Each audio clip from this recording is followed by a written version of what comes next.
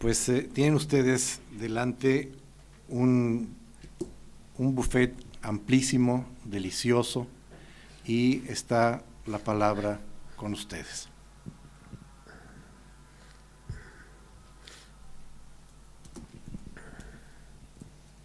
Bueno, yo felicito a los participantes en esta mesa. Creo que nos han dado una gran cantidad de ideas y de reflexiones, pues que están en nuestra cabeza revoloteando también desde hace tiempo.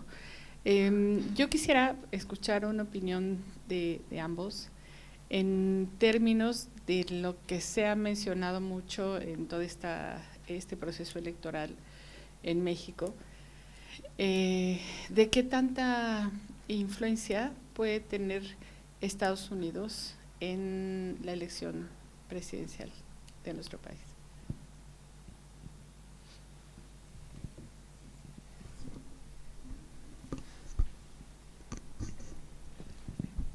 Bueno, yo diría que tanta como decidamos en este pequeño quórum que queremos que tenga, pero lo que sí he podido observar y que me llama poderosamente la atención es que sin lugar a dudas le están prestando mucha atención al proceso electoral en México. Se habla con relativa, digamos, confianza de Anaya, ¿verdad? Sin que digan que es lo plantean como una posibilidad, digamos, que para mí no estaría tan mal. Creo que va a ser también muy interesante observar cómo se resuelve el tema del voto de los mexicanos en el exterior, y ya habíamos hablado antes de eso, lo que ha representado para nuestro país el promover este derecho, me parece que es absolutamente legítimo, pero las expectativas que se hicieron en un primer momento cuando se echó a andar todo este proyecto eran elevadísimas y en estricto sentido no ha sido tan exitosa digamos, este llamado a la participación, y habría que preguntarnos por qué. Desde mi punto de vista, esto tiene que ver con que la mayoría de los que están fuera en realidad ya se piensan al interior de una nueva sociedad y no están tan interesados en lo que acontece en México. Sí me parece que tenemos una apuesta muy complicada porque vamos a calibrar en dónde están las fortalezas. A mí me gustaría poder afirmar que las fortalezas en todo este proceso están del lado de la sociedad civil mexicana. No lo puedo hacer porque creo que la sociedad civil en México es todavía un objeto en construcción. Durante un tiempo los propios partidos políticos se aprovecharon de las organizaciones de la sociedad civil para hacer su propio proselitismo, y que bueno, en ese sentido estamos en un proceso de enorme aprendizaje. Lo que sí me preocupa es el hecho, y yo creo que esto sí va a ser lo que va a acontecer, que cualquiera de los que llegue va a llegar con un 30 y tantos % a la presidencia. Y eso de entrada es ya delicado, ya es delicado para el país. Y la otra cosa es que el escenario de México, dadas las dificultades que él mismo tiene al día de hoy, no va a cambiar, no va a cambiar. Me preocupan las fracturas que se puedan dar a nivel de entidades federativas que de alguna manera pues están por ahí ya un tanto dibujadas.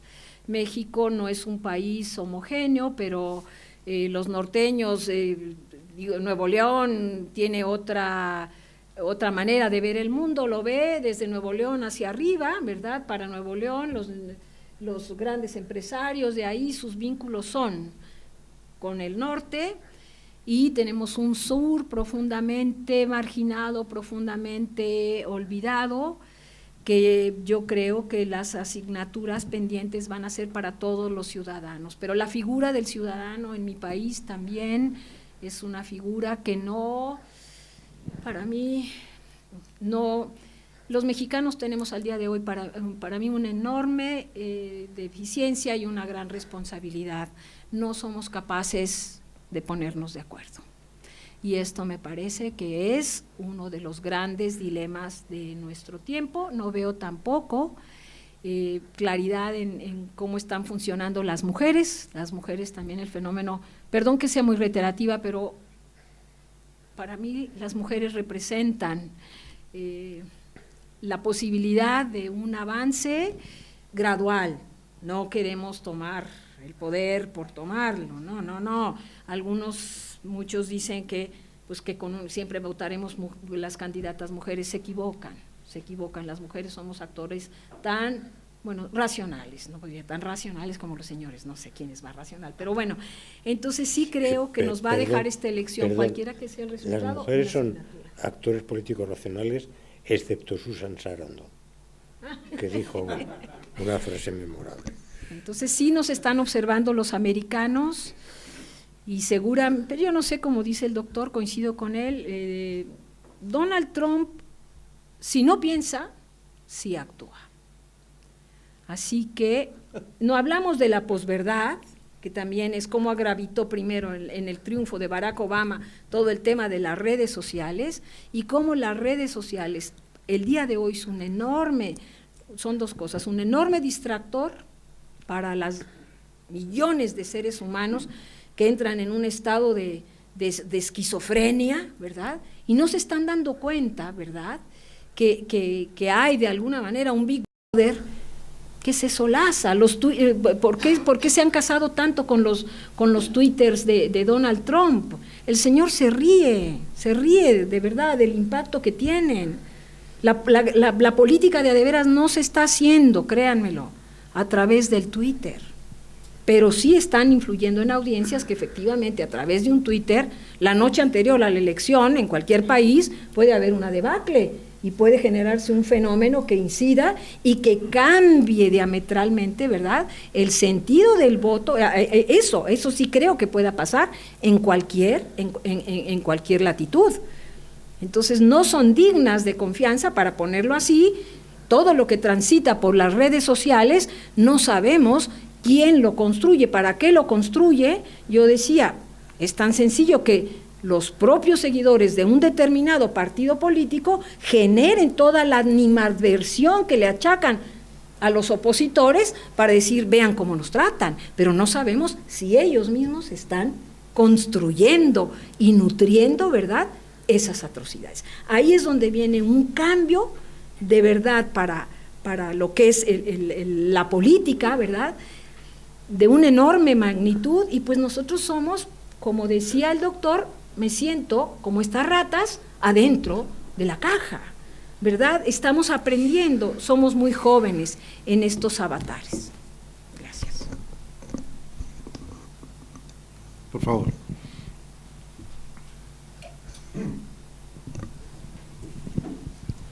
Sí, muchas gracias por las intervenciones de los ponentes, que han sido muy interesantes.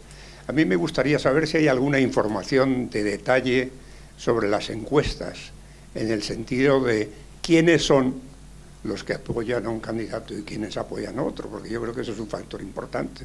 Me imagino que López Obrador puede representar, por un lado, el demonio de un cambio que no se quiere, pero yo creo que, por otro lado, precisamente puede representar el cambio que México necesita.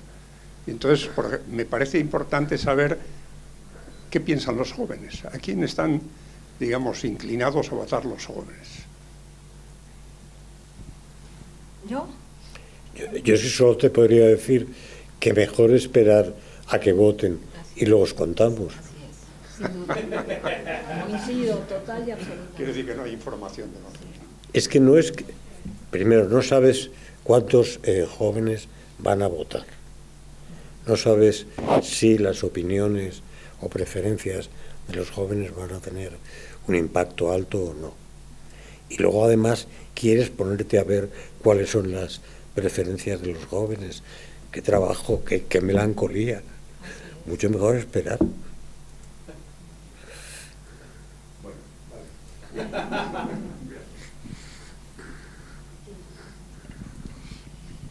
También quiero agradecer, por supuesto, sus contribuciones tan interesantes.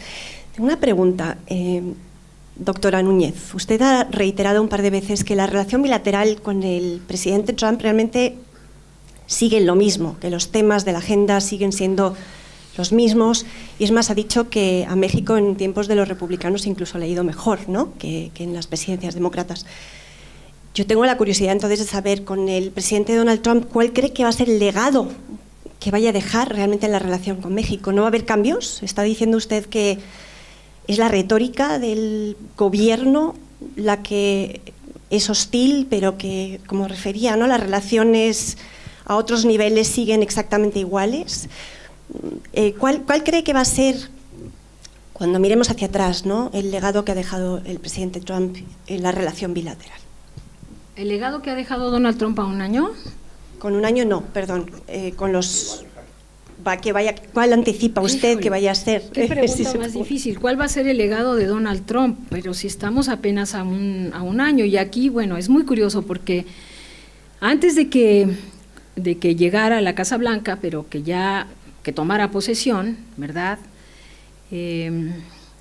Donald Trump, la pregunta que me hacían en México, o sea, ya había ganado la elección en noviembre y tomaba posesión en enero. La pregunta reiterada en México era, ¿cuándo iniciará el impeachment? Bueno, por favor, yo les dije, no hay fecha para el impeachment. O sea, si México está buscando el momento, como siempre, aspiracionalmente, a ver en qué momento no llega, a ver en qué momento se cumple, esa no puede ser nuestra preocupación, porque eso nosotros no controlamos ni una sola de las variables que van a gravitar para que pase el asunto. ¿Cuál va a ser el legado de la relación? Lo que yo intenté decir, pero creo que no me expliqué lo suficiente. Los temas están ahí. La seguridad sigue siendo tan importante para Barack Obama, pero no discutía el tema de que él seguía tranquilamente construyendo su muro, ¿sí? Nunca dijo que el muro iba a desaparecer, ¿sí? La seguridad de la frontera, la lucha antiterrorista siguen siendo ejes estratégicos de la presidencia Obama y también de la presidencia de Donald Trump, y eso gravita sin lugar a dudas en la relación con México. Donde sí hubo un cambio sensible es en la embestida del presidente en contra del libre comercio, señalando que México pues es el ganador de todas del Tratado de Libre Comercio, cuando todos sabemos que eso es una enorme falacia. Los estadounidenses pueden consumir cantidad de productos y los consumen más baratos gracias a la interacción de las economías de los tres países. Y ahí me parece que también el tema, yo vuelvo a insistir, todo lo que tenemos enfrente en nuestra vida es una gran oportunidad para aprender, pero en mi país cuesta mucho trabajo que se use esa palabra en la jerga de la alta política. ¿Por qué? Porque está mal visto, ¿sí me explico? Pero sí creo que los negociadores mexicanos que han estado en todo este asunto de deshilar y desmenuzar el Tratado de Libre Comercio son personajes valiosísimos. O sea, imagínense ya cuántas rondas llevan, 7, ¿verdad? Todo el calibre, y dicen que han hecho un trabajo espléndido. ¿Por qué? Porque están defendiendo, yo no quiero hablar de intereses, están defendiendo las fuentes de trabajo, ¿verdad?, y los ingresos de muchas familias en México, ¿verdad? Y también pues los estadounidenses estarán haciendo lo propio. Lo que sí es un hecho es que estoy convencida que los grandes intereses podrían algunos estar a favor de una cierta revisión del Tratado de Libre Comercio y otros en contra, pero son intereses tan poderosos que han permitido que la negociación avance muy paulatinamente. La gran pregunta es, ¿cuál es la apuesta ahora que viene un cambio a nivel de poder ejecutivo en México? ¿Verdad? ¿Quién se va a quedar con la estafeta? Yo creo que eso les debe de estar preocupando a los negociadores de los 3 países, porque el caso mexicano, ahí me atrevería a decir que con Anaya no, ni con Mid, ni con Margarita, aunque she's not gonna make it, we all know it, ¿no? Bueno, entonces, pero en el otro caso, pues sí hay una enorme incógnita, ¿verdad?, de que pudiésemos funcionar con un nivel de cerrazón como el de Donald Trump, aunque Donald Trump tiene un nivel de absoluta cerrazón, pero vemos que en la práctica, pues, lo que ha podido hacer es muy poco, porque pues ni ha podido cancelar el NAFTA. El señor anda buscando la manera de demostrarles a los americanos, ¿verdad?, que he's a winner.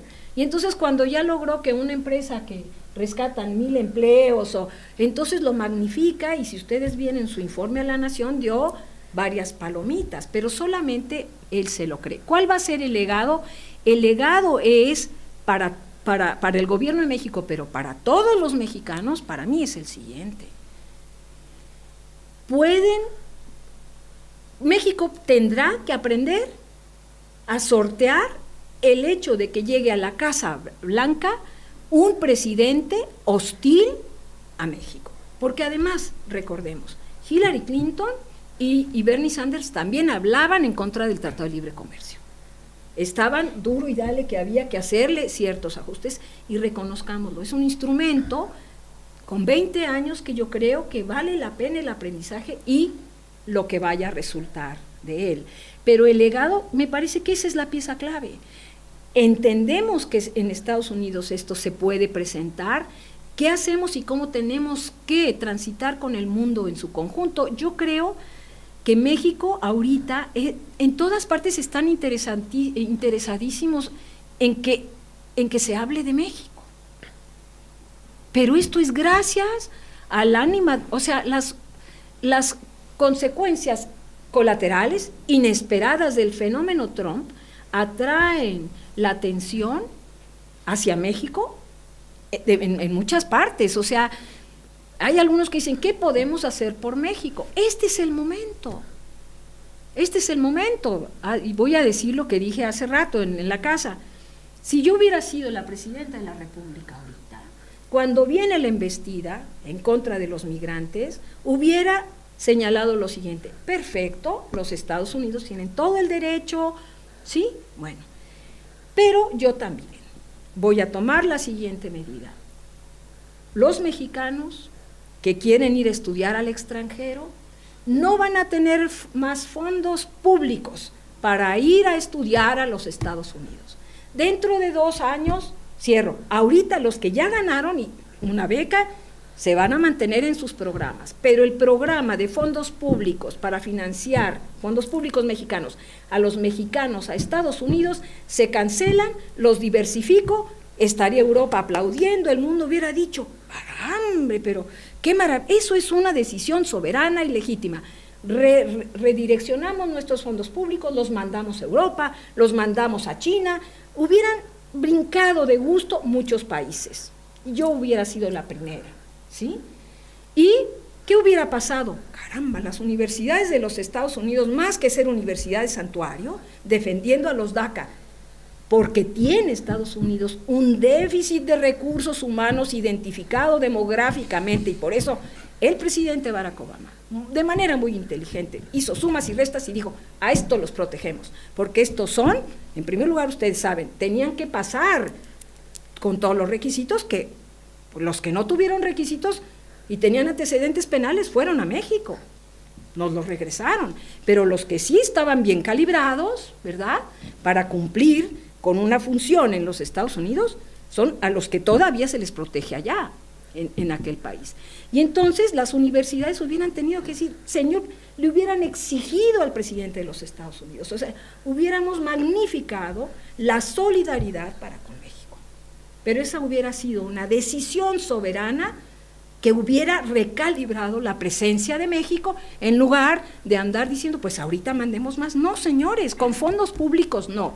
Las universidades de los Estados Unidos tienen fundaciones que les apoyen, tienen también los propios fundaciones, becas de bancos privados, lo que sea. Los que quieran ir a Estados Unidos, que busquen los mecanismos para continuar estudiando en los Estados Unidos. Los vamos a dejar que vayan, pero no más con fondos públicos. Ese tipo de acciones, yo no veo por qué no tenemos el valor civil de llevarlas a cabo. ¿Por qué? Porque nos reunimos con las universidades americanas y nos dicen, cuando, si uno estudia en profundidad qué pasa con las universidades estadounidenses, se convirtieron en una gran industria y muchas de ellas están pasando por momentos financieros complicados, que son los estudiantes extranjeros los que están entrando al quite y compensando, ¿verdad?, los problemas que tienen allá adentro.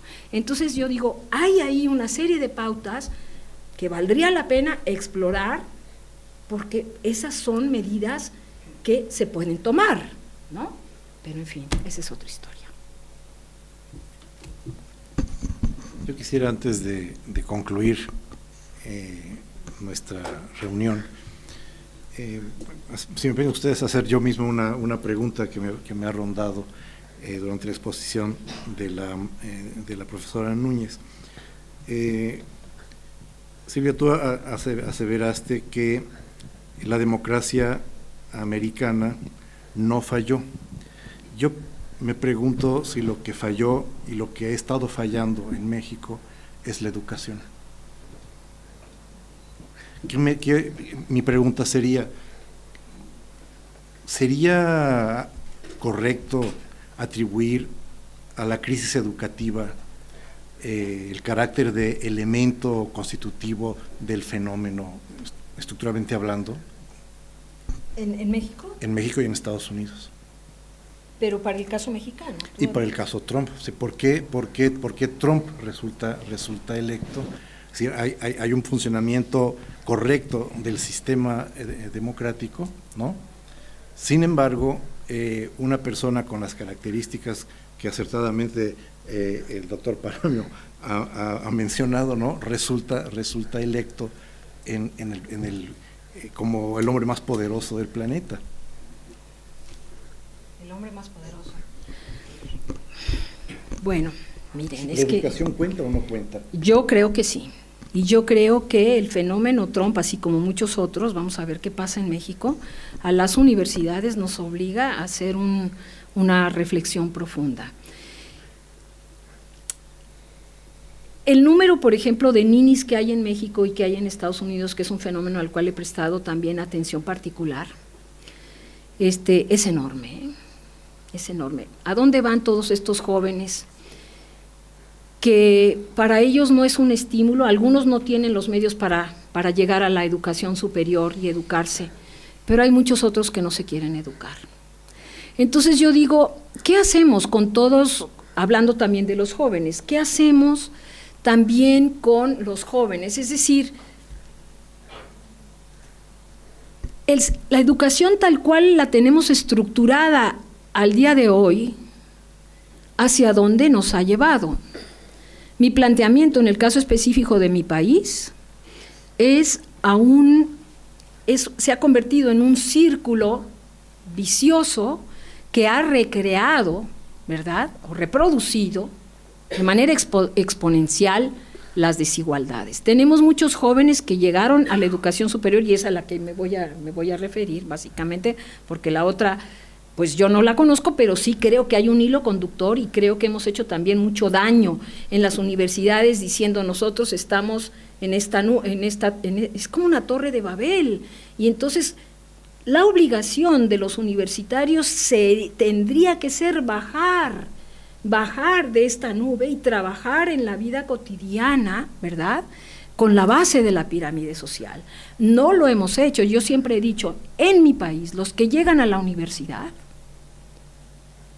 son privilegiados, pero hay que hacérselos notar y hay que buscar la manera de obligarles a actuar, a reciprocar, porque si nada más llegan como individuos, es que lo que pasa es que aquí gravita uno de los grandes temas del neoliberalismo, una sociedad donde el individuo es la pieza clave y no el colectivo. Entonces creo que la educación está muy apuntalada en una visión netamente individualista.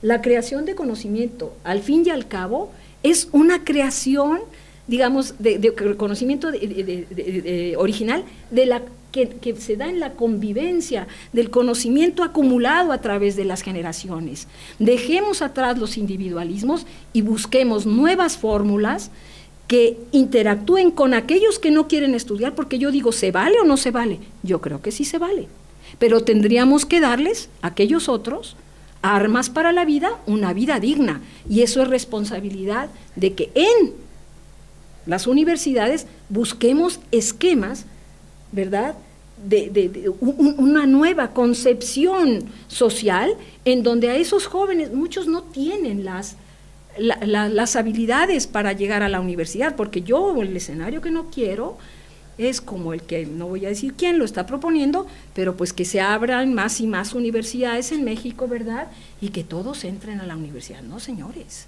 aquí tiene que haber un sentido, y el sentido de la educación superior tiene que volver a ser una cuestión de índole ético. ¿Para qué están las universidades? Están diseñadas para la transformación profunda y en positivo de las sociedades, y no para otra cosa. Ahí es donde creo que la educación representa una pieza clave y que no estamos discutiendo ni nuestros mecanismos de cómo se produce el conocimiento, ni mucho menos cómo se resarce, cómo todos los estímulos que se dan a los investigadores, en donde se concursa por las citas a nivel global. Cuando ya sabemos cuáles son, por ejemplo, las trampas, yo te cito, tú me citas, somos redes y todos nos citamos. Y eso, ¿cómo está transformando la realidad social de países que están en un momento de enorme aprieto, como es mi país? Entonces sí creo que estos ninis y estos también que llegaron a la universidad pero que no consiguen empleo, porque ya tampoco es una garantía de que van a poder tener un empleo y una vida digna, debieran ser objeto de una gran, no quiero decir ocupación, no quiero decir preocupación, pasar más allá, ocupación por parte de la reflexión a nivel de educación superior. ¿Qué estamos haciendo? ¿Cuál es el modelo que hemos elegido? ¿Cómo evaluamos? ¿Y qué pretendemos hacer con la educación? Porque me parece que esta es una de las asignaturas pendientes. Queremos transformar al mundo, los espacios informales, para los jóvenes que están desolados, que se han dedicado a las drogas, que se han integrado a las pandillas, y que bueno, por lo menos en México y en Estados Unidos y en América Latina, vaya que son un problema, la verdad, complejísimo, que a todos los que habitamos en esas latitudes nos tocan. Yo no puedo ser ignorante, o sea, los beneficios que yo recibo de la vida le están quitando a muchas posibilidades. Y si no parto de ese principio al interior de un sistema educativo, ¿verdad?, es que yo no estoy haciendo entonces pues lo adecuado. No sé si me explica. Pues muchísimas gracias, y a la par de agradecer a Silvia Núñez y a Ludolfo Paramio el que nos hayan ilustrado esta noche, quiero agradecer a la Fundación Ramón Areces su cálida hospitalidad. Lo hago en nombre de la Embajada de México y del Centro de Estudios Mexicanos de la UNAM en España, y de nueva cuenta, muchas gracias, Consuelo, muchas gracias de verdad. Muchas gracias.